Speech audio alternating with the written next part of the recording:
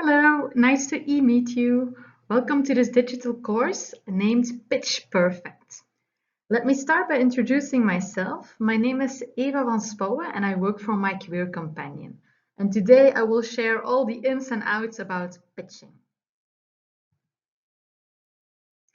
First of all, what is My Career Companion exactly? It's an online career coaching and learning platform that answers the following questions. If you're eager to discover your skills and natural talents, you can find them on www.mycareercompanion.com. If you want to find out which jobs match your unique set of skills, again, it's on our career coaching platform.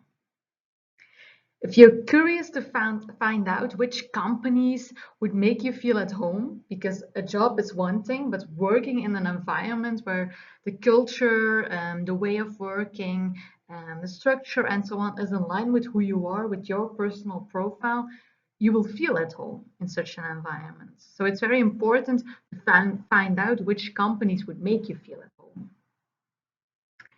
And if you know which job and which working environment suit your personal profile, well, how do you impress when you meet your future manager, for instance? And that's a topic we will discuss today as well. Pitching is all about making a first impression that lasts, a strong first impression. So My Career Companion is a true career companion. It helps you at the beginning of your career from the moment you graduate until you have a couple of years of working experience and you're curious to find out more about your next possible career move. The first part of My Career Companion is all about discovering your strengths, your interests, your career drivers, and our scientifically validated algorithms translate these into ideal type of companies and jobs that suit your personal profile, your unique profile. So in fact, you get a personal guideline when you want to make a next move on the labor market.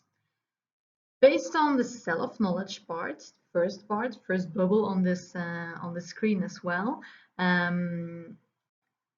you will learn to build your brand. And topics like pitching, the one we're discussing today, networking, a resume, LinkedIn, and so on are all present on our My Courses page. It's our learning page. You will get tips and tricks to handle upcoming interviews, networking events, assessment centers, and so on. So it's a very valuable tool. Definitely one to watch yeah, keep your profile updated on it. For your pitch, of course, it's very important to know yourself. When you're attending an event or you're meeting someone and they ask you, tell me a little bit more about yourself, it's a pity when you don't have anything to say. So it all starts with building up self-knowledge. And you get this from creating your profile on My Career Companion and reading all the information on the digital course, self-knowledge, get to know yourself. So it's definitely one I recommend. What's the base you can start from? Well, there are a couple of questions that you can ask yourself and that can form the base of your elevator pitch as well. First question is, what do you enjoy doing? What's your passion? What gives you the flow feeling? When do you forget everything around you? Time, the circumstances, the situation, and so on. You only focus on that task. Second question, what are you naturally good at? What are your skills? First question was about passions. This one is about skills. Where do others compliment you on? Where do you know if you start that task, it will probably go well? Enjoy doing something and being good at that at another thing, it's not always the same. So it's very important to search for the things that you enjoy doing, your passions, and you're skilled at the same time. So in fact, where these two questions are combined. And the third question is very important to keep in mind as well. How can you translate this into something valuable? You always need to keep in mind what's in it for them. Because if you're pitching or you're presenting something, what will your audience remember? What are they looking for? What is valuable information for them? So how can you translate your passions and your skills into something that's valuable for your spokesperson? So these first three questions are really the base for your self-knowledge and for your elevator pitch as well, definitely when you're presenting yourself. But the following three are quite important as well, because I've told you about the importance of a working environment where you feel at ease. So there are a couple of things to keep in mind. What are your core values? And I will give you an example. Honesty as a core value, team spirit, integrity, things like that, things that form your internal compass. What's important for you in your career? What drives you? And being a student, I know this one is quite difficult to answer, but on my career companion, there is a test with a couple of questions, and the outcome are your personal career drivers. So if this is a vague concept for you, definitely take a look at the platform. Examples of career drivers are, for example, general management or taking initiative, autonomy, stability, but things like that. And everybody is different on these matters. So try to find out what's really important for you and what drives you in the long run. And last but not least, of course, which work setting fits you. And there are different company cultures, going from a hierarchy until a small startup and all forms of companies and organizations in between. It's very important that you find an organization, a work setting that makes you feel comfortable, that makes you feel at home. So some starting points to build up self-knowledge. Next to building up self-knowledge, of course, feedback is also quite important. It's good to know how you are perceived by others. Who can it be? For example, peers, colleagues, team members, if you're doing a personal project or an extracurricular project, friends, family members, supervisors, your manager, and other people. Ask them for feedback. You will be surprised to hear the answers. Some things will be in line with your self-knowledge exercise, previous slide, and some things might come as a surprise. It's very important to know how you're perceived by others. And we don't speak of 360-degree feedback, but we speak about 361-degree feedback. It's all about you. So be critical and first start from yourself. Build up that self-knowledge, make a list of the things that you enjoy doing, that you're good at, that you can translate into something valuable, the things that drive you, your internal compass, your values, and so on. And then ask how others see you. Compare these two. So 361-degree feedback is definitely the way to go. And it's the base for your own personal pitch. An elevator pitch. What is it exactly? Well, the concept comes from America, where you have high skyscraping buildings. You enter the elevator and there's another person standing in the elevator in front of you. Maybe it's your future manager. Maybe it's a potential buyer of your own product. How do you convince them? Well, by pitching, by providing a short, catchy, personalized, and unique message. What's present in that pitch? Well, who you are, first of all, what you want to achieve, your objectives, your interests, your passions, and so on. And an elevator pitch is always tailored to the situation. It's always quite short, coming from the American concept. You enter the elevator and you only have 1 minute, 60 to 90 seconds to convince the others of your added value.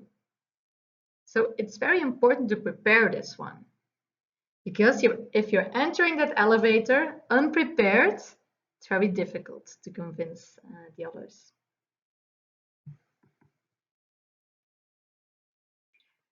For me, a personal example, my elevator pitch is: I am an enthusiastic people person, passionate about creating enriching experiences for young professionals. That's the reason why I joined My Career Companion. There are a lot of elements in this: enthusiastic, the people person, the things that I'm passionate about, the people I care about. And of course, you can tailor this elevator pitch to multiple situations. On my CV, for example, I just put a sentence like this. On LinkedIn, I have a more elaborate text. When I'm meeting with someone, it depends on the occasion, which part of these sentences I elaborate more on. So, of course, you tailor your elevator pitch to the situation, but there are some things that remain the same. The base should always be the same, and it should be based on your self-knowledge exercise. So, enthusiasm, the people person, those are really strong characteristics that describe me. So, those will always be present in my elevator pitch. How do you start? Which elements are necessary in your elevator pitch? Well, first of all, of course, the content is quite important. You write about topics, who you are, your education, your experience, your talents, and so on. In fact, the essentials. Next to that, it's quite important to stand out from the crowd, to be unique. If you don't make a difference compared to others, if they have heard that message a million times, you will not make a long-lasting impression. So it's quite important to be unique as well, and to mention your aspirations, the things that you value, the things that that you want to achieve. Definitely that one will make an impression on others. So content is quite important, and it's something you should prepare. Some questions that you keep in mind: what do you want? And what do you want your audience to remember? How will you be received by others? If you enter a room and you present yourself, and I would enter the same room right afterwards and ask people in the room, well, what was the impression? How do you remember that person? Well, what do you want them to say? What is your unique selling proposition? And a USP, it's an economic concept, and marketeers, they will know this concept quite well. What makes a product unique? What makes it stand out? Let's assume you're working at Coca-Cola. The unique selling proposition of Coca-Cola is quite important. What makes it unique? How do they want to be perceived by people on the consumer market? Just like Coca-Cola has a brand, you have your personal brand as well. And the things that makes you unique, that makes you stand out, are important to realize and keep in mind when you're pitching in front of others. Next to the content, the style is quite important. First of all, tell a story. People like stories. And every story has a powerful beginning, strong middle, and a very, very, very strong end, because at the end, you usually get all the attention. So you should be powerful. You should draw people's attention with a statement, with a quote, with a question, something that piques their interests. And of course, show your passion. If you're not passionate about your topic, neither will your audience be. So it's quite important to talk about things that interest you. If you're motivated by something, if you're generally interested in something, it will show off. People will notice. And probably they will not remember the content you're telling, but your enthusiasm, your passion will make a long-lasting impression. So talk about the things that are in line with your personal domain of interest. And then final touches, adapt to the situation. Just like I told you by explaining my own personal pitch, it's very important to keep in mind who your audience is, what they're interested in, and what they're not interested in, and focus on the things that are relevant to them. Practice, practice, practice. Practice is key. The better you're prepared, the more confident you look, and the better your first impression will be. So practice and refine.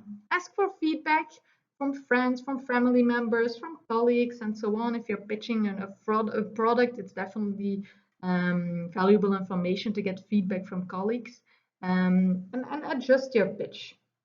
It's definitely not something that you will make on one evening. It will form in your head. It's a process.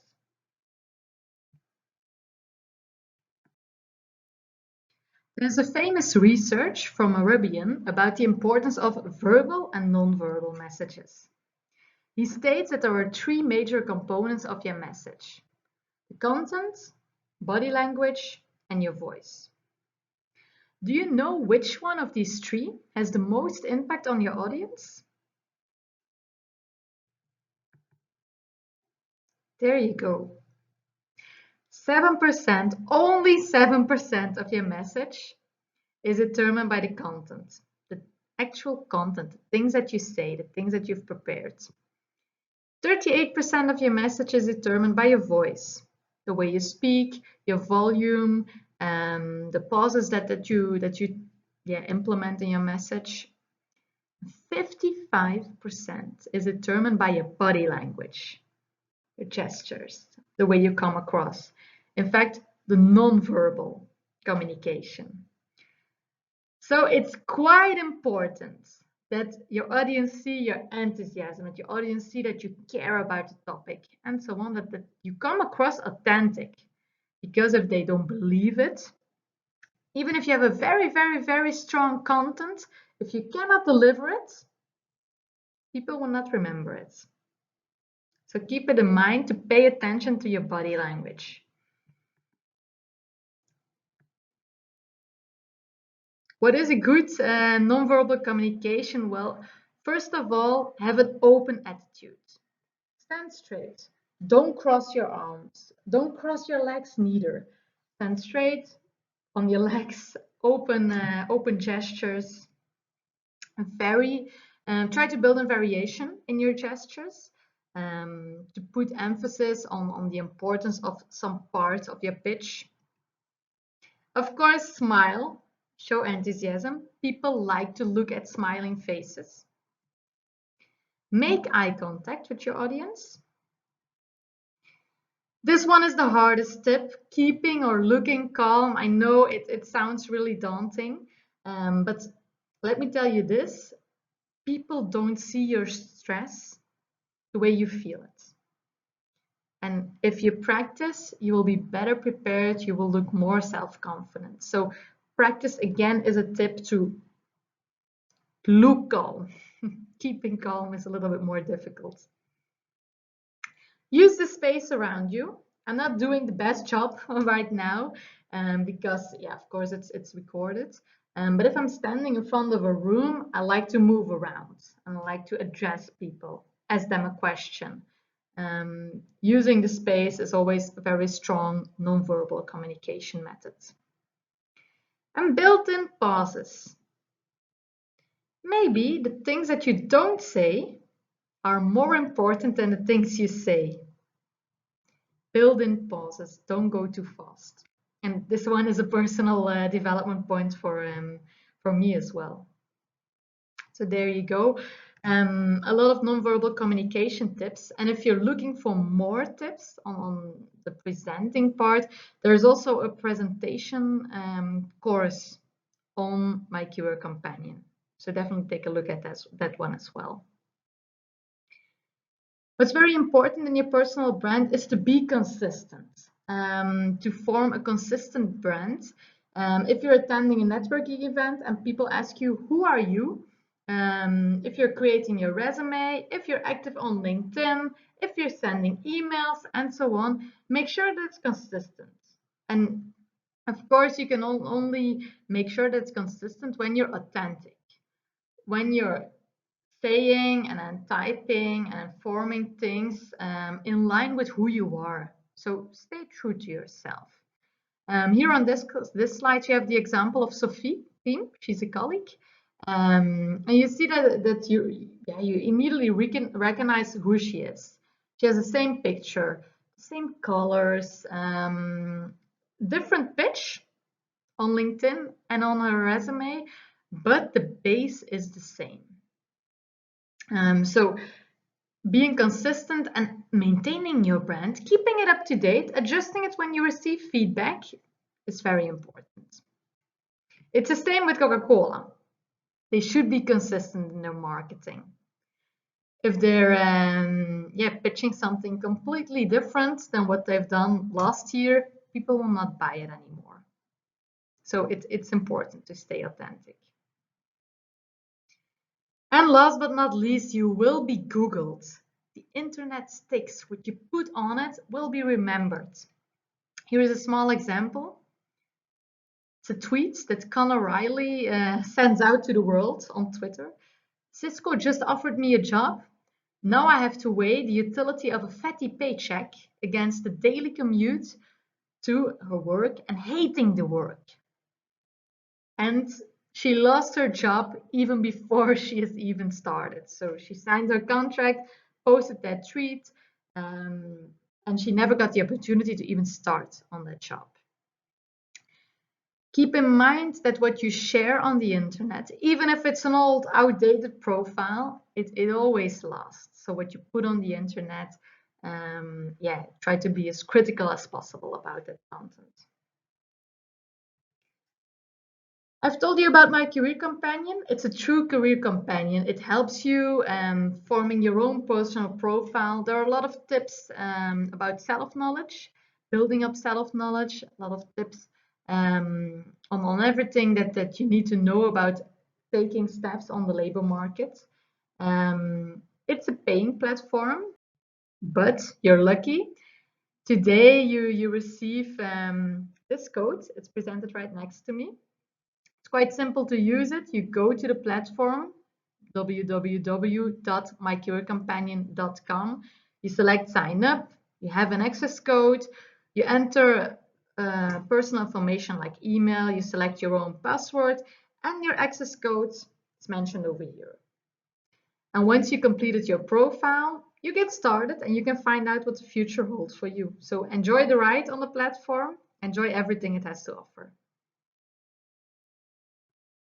We share frequently updates about pitching, but also other topics that are related to your search on the labor market. So feel free to follow us on social media channels like Facebook, like LinkedIn, like Instagram.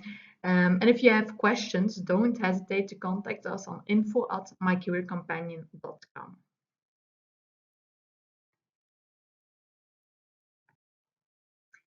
Thank you very much for watching. I hope you enjoy pitching in the future as much as I do, and I hope to see you on the platform in the future as well.